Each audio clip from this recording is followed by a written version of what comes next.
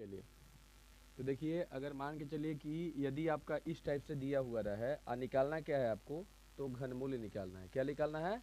घनमूल निकालना है। तो घनमूल हम किस तरह से कैसे निकालेंगे घनमूल? सीधा सीधी जहाँ देखिएगा कि यहाँ पर करनी में जो दिया गया है, देखिए रूट के मुंह में जो अंदर में रहेगा 3, तो समझ जाइए कि क्या निकालना है आपको, घनमूल निकालना है। क्या निकालना है? घनमूल निकालना है। समझ गए? तो चलिए सबसे पहले इसके लिए हमको क्या करना पड़ेगा, तो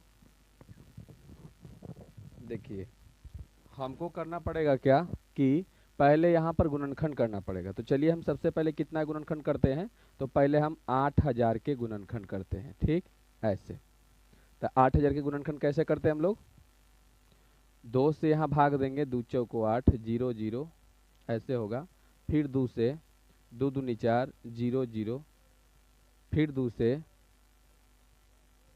0 0, फिर 2 से 2 5 10 0 0, फिर 2 से 2 दूनी 4, 2 5 10 0, फिर 2 से 2 1 2 दूनी 4, 2 5 10, और फिर कितना से 5 से 5 दूनी 10 पचे 25, और फिर 5 से पचे 25। यही गुणनखंड इसका आ गया ना। लगले फिर 729 के करना है। कितना के? 729। तो यहाँ 729 लिखेंगे। ठीक, 729। अब 729 की क्या करें गुणनखंड, बोर्ड पर ध्यान दीजिएगा तो आपको समझ में आ जाएगा। सबसे पहले चाहे वर्गमूल निकालना है चाहे घनमूल निकालना है, इसको गुणनखंड विधि से कहते हैं। पहले देखिए, उसके बाद में आप छापिएगा। ठीक ना। तो चलिए देखते हैं। 2 से तो एकदम नहीं कटेगा। बताइए 2 से क्यों नहीं कटेगा? जहां अंत में विषम संख्या रहे तो 2 से भाग देने पर कोई भी नहीं कटेगा। समझ गए ना? 2 से भाग देने पर नहीं कटेगा। यदि यहाँ सम संख्या, विषम संख्या आपको पता होगा कि विषम संख्या हम बोलते हैं, जैसे आपका जो है 9 है, जो 2 से भाग देला पर पूरा पूरा न कटे। तो जहाँ ये विषम संख्या होगा तो 2 से पूरा पूरा नहीं कटेगा।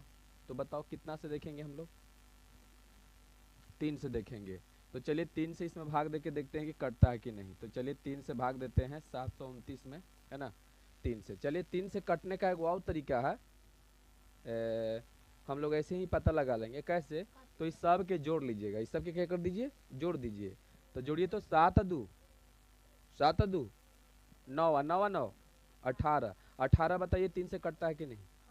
तो ऐसे भी अंदाज हम लोग लगा लेंगे।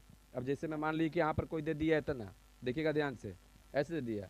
अब हमको पता नहीं है कि 3 से कटेगा कि नहीं। दोनों को जोड़िए तो 8 है 1 9, 3 से कटता है तो पक्का जो है ये 3 से कट जाएगा भाग देने पर। तो यहाँ पर देखिए ये 3 से कट जाएगा। 3 दूनी 6, एक में शेष 1 बचेगा। तो 3 चौका 12 और 3 तिहाई 9। फिर 3 से देखेंगे